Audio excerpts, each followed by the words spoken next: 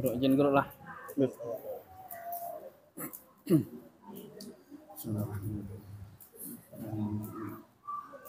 Assalamualaikum warahmatullahi wabarakatuh.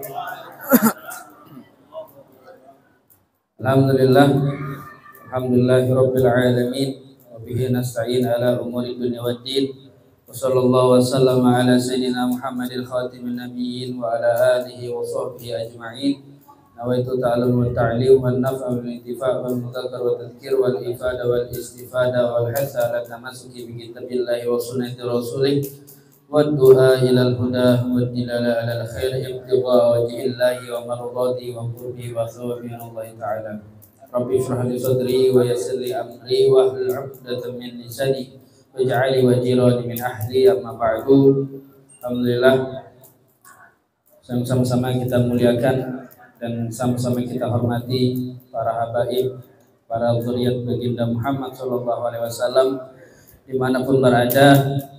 Wabil khusus yang hadir pada malam hari ini yang mulia Al-Habib Zaid bin Hamzah Al-Habsyi, Al-Habib Ali Zainal Abidin Al-Jufri, Al-Habib Amirullah Al-Habsyi, dan juga para habib yang lainnya, juga para alim ulama. Wabil khusus guru kita bersama, Guru Abdul Hadi, Guru Ahmad Ghazali, juga tadi Guru Muhammad Rashid, Ustaz Ahmad Rehan, Ustaz Fitri Faukanur, Guru Saubari, juga guru-guru yang lainnya, Guru Abror, Guru Muhammad.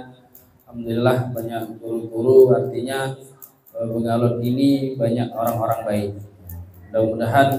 Mudah-mudahan semakin banyak lagi para alim ulama, para habaib yang ada di Bengalon ini. Amin amin ya rabbal alamin. Alhamdulillah malam hari ini kita kembali lagi bertatap muka di acara rutinan kita di Majelis Nurus Syariah ini dalam pembacaan burdah. Mudah-mudahan bisa membawa manfaat untuk ulun pribadi dan untuk kita semua pada umumnya. Mudah-mudahan perkumpulan kita ini tidak hanya menjadi perkumpulan yang tapi menjadi perkumpulan yang abadi hingga akhirat nanti. Amin amin ya rabbal alamin.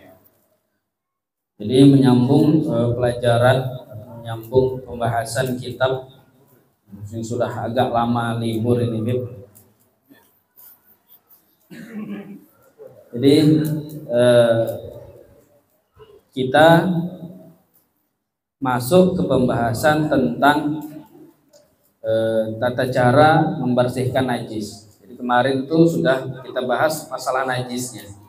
Najis itu ada 3, najis mukhaffafah, najis ringan, ada najis mughalladhah, ada najis berat, dan juga ada najis mutawassithah, najis sedang atau najis yang pertengahan. Nah, malam hari ini kita bahas tentang tata cara mensucikannya.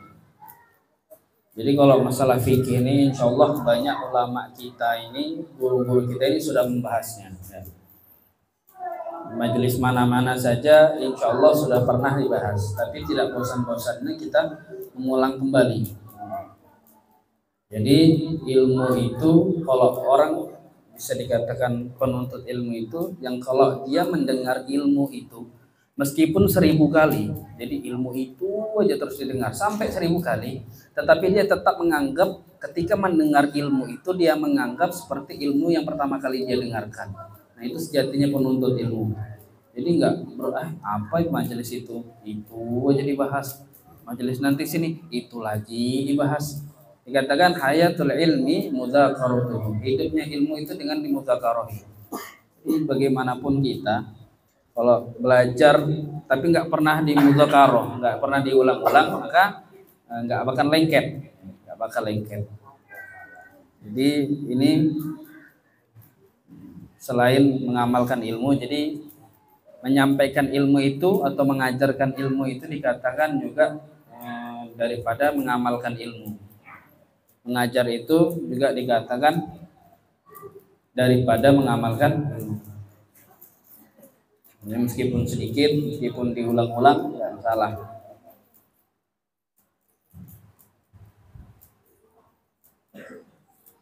Jadi najis itu ya di sini dikatakan faslun al-mughalladhah tadhuru bi sab'i ghusalat ba'da izalati 'ainiha idahunna bi turab. Najis mughalladhah atau najis yang dari anjing, dari babi dan peranakan keduanya. Peranakan keduanya, peranakan dari anjing atau peranakan dari babi.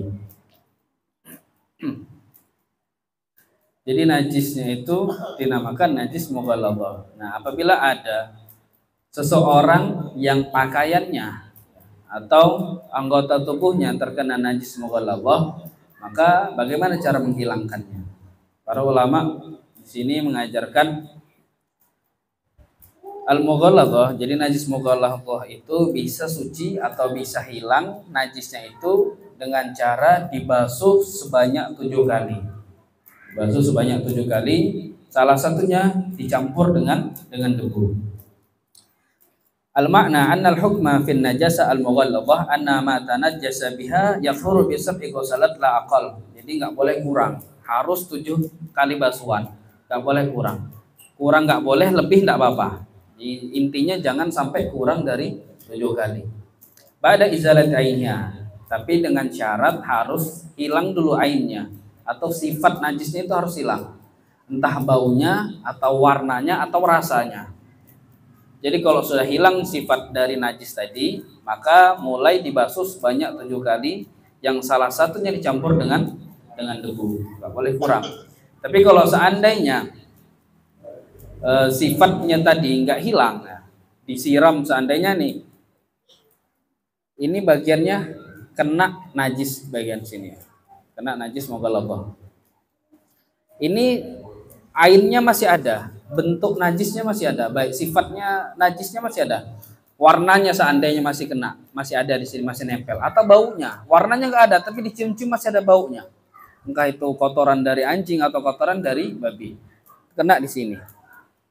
Nah, ini nggak bisa disucikan langsung kecuali dihilangkan sifat tadi, entah kita cari tisu digosok-gosok atau cari kain, bagaimana caranya.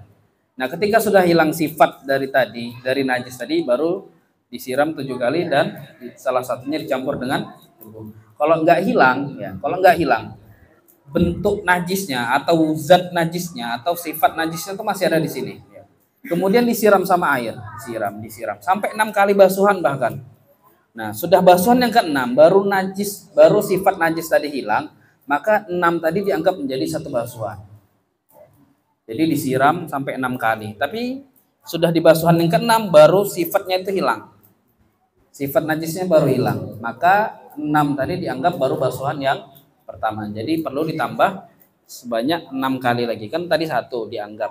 Jadi ditambah 6 kali lagi. Seperti itu. Jadi harus hilang sifatnya baru bisa dibasuh dengan air.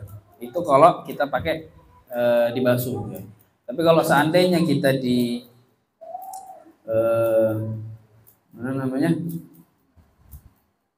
di laut ya, atau di sungai, ya, taruh debu, kita rendamkan, goyangkan gitu aja 7 kali juga sudah suci. Sudah suci. Jadi nggak perlu nggak mesti harus disiram, digoyang-goyangkan misalnya di sungai. Sama seperti contoh kita mandi junub. Kalau pakai keran kan, atau pakai misalnya air yang kita cebok kita ambil gitu pakai gayung itu kan agak ribet ya. Bukan ribet sih, agak lama. Tapi kalau kita seandainya engomas atau nyelam dalam air ya, nyelam dalam sungai misalnya. Sekali selam aja kita keluar itu sudah terangkat hadasnya. Nah, sama seperti najis ini tadi. Tapi syaratnya harus ada debunya, harus bercampur dengan debu. Karena mensucikan najis mughalladhah ini tidak bisa kecuali bercampur dengan debu dari 7 basuhan tadi.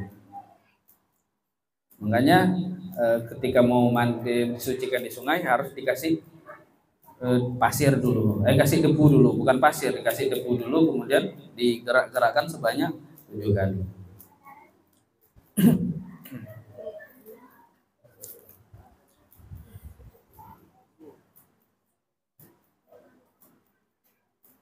Tapi di sini dikatakan na'am yakfi huna at-tinur ratbu falau lam tazul ainun najasa aw waswa ila bisitti ghasalat masalan hasibat wadah. Nah, tapi di sini dia sebutkan bisa pakai tinur rotbu, tanah yang basah, kayak tanah apa yang basah. Intinya tanah tapi basah, boleh dipakai. Apa? Tanah liat, pakai tanah liat bisa, tapi tanahnya liatnya harus yang basah. Kalau tanah liatnya kering nggak bisa. Ya, tapi kalau campur air juga basah. Jadi nggak mesti pakai debu. Tapi ini khusus untuk menghilangkan najis yang mughalladhah. Ya, boleh. Di sini kan harus pakai debu ya.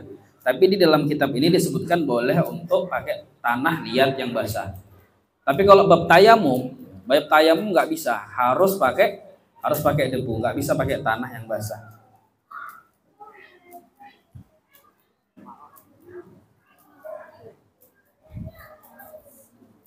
Nah, cara pakai membasuhnya dengan debu itu, jadi yang afdolnya kan 7 basuhan tadi ya, 7 siraman air. Salah satunya dengan debu. Nah, debunya ini gimana? Ditaruhkah dulu di tempat najisnya kemudian disiram air atau bagaimana? Di sini disebutkan wal afdalu fit tatrib masdud turab bil ma' qabla wad'ihi ala mahallin najasah wa yajuzu wad'u turab thumma sabbul ma' wa aqsud. Jadi yang afdal itu tata caranya, ini misalnya gayung ya, kita cari debu atau tanah basah tadi, kemudian tanah basah tadi atau debu tadi dimasukkan di gayung, dicampur sama air, kemudian diaduk air ini sampai keruh ya. Jadi dicampur di air atau tanah yang basah tadi, debu tadi, kemudian diaduk, sudah agak keruh air ini, kemudian baru disiramkan seperti itu. Baru disiramkan. Itu basuhan pertama. Kemudian sisanya selanjutnya pakai air yang bersih aja sampai 7 kali. Itu yang paling afdol. Boleh juga cari debu atau tanah basah tadi. Ini misalnya najisnya di sini ya. Ditaburin gini tadi. Ditaburin, kemudian baru siram air. Boleh seperti itu.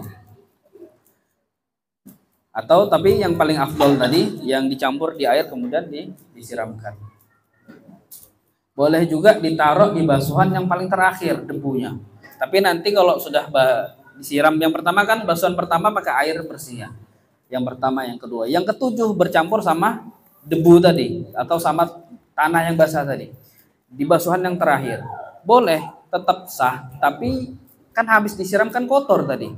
Karena basuhan terakhir tadi ini bercampur dengan akhirnya kita perlu tambah siraman lagi ya, perlu tambah basuhan lagi.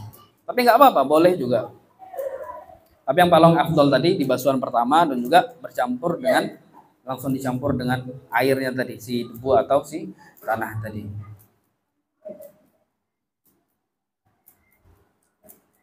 Kemudian jadi masalah najis mughalladhah ini ya. Najis mughalladhah ini tidak akan berpindah najisnya dari hewan tadi, dari anjing tadi atau dari babi tadi atau peranaan tadi. Tidak akan berpindah najisnya kecuali dari salah satu yang terjadi kontak ada yang basah. Contoh, ada anjing lewat, kita pegang pakai sarung tangan, atau kita pegang tangan kosong gini, kulit ketemu kulit, tapi tidak ada yang basah, maka najisnya tidak akan berpindah. Najisnya itu enggak, jadi tangan kita nih yang nyentuh anjing yang kering tadi, najisnya itu nggak pindah, tangan kita tetap suci, najisnya nggak pindah, tangan kita tetap suci. Tapi kalau tangan kita basah atau si anjing tadi basah, kita pegang, otomatis tangan kita menjadi najis mughalladhah. Atau jangan tangan kita basah, dijilat misalnya, kan rame kemarin ini kan kasus rabies ya, digigit anjing atau dijilat anjing. Nah sama itu, berpindahnya lewat air liur seperti itu. Atau anjing itu biasanya kan suka basah-basah ya. Ketika basah-basah itu dia menggoyangkan badan gitu, kayak buat ngeringkan itu. Nah kita kena percikan air dari anjing tadi, hewan tadi, maka najisnya juga berpindah menjadi najis yang mughalladhah. Kita otomatis kalau kena pakaian kita najis mughalladhah.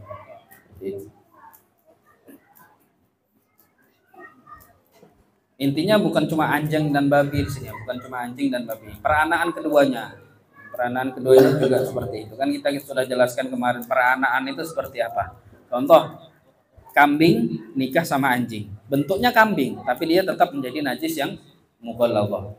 Karena nasabnya dalam bab najis itu jatuh kepada yang paling hina, yang paling rendah derajatnya, yaitu si anjing tadi, najis yang mughalladhah. Beda kalau bab nasab seperti para habaib ini, mereka itu jalurnya ayah terus seperti itu. Jadi mulia, mereka ini mulia sebab jalur nasab.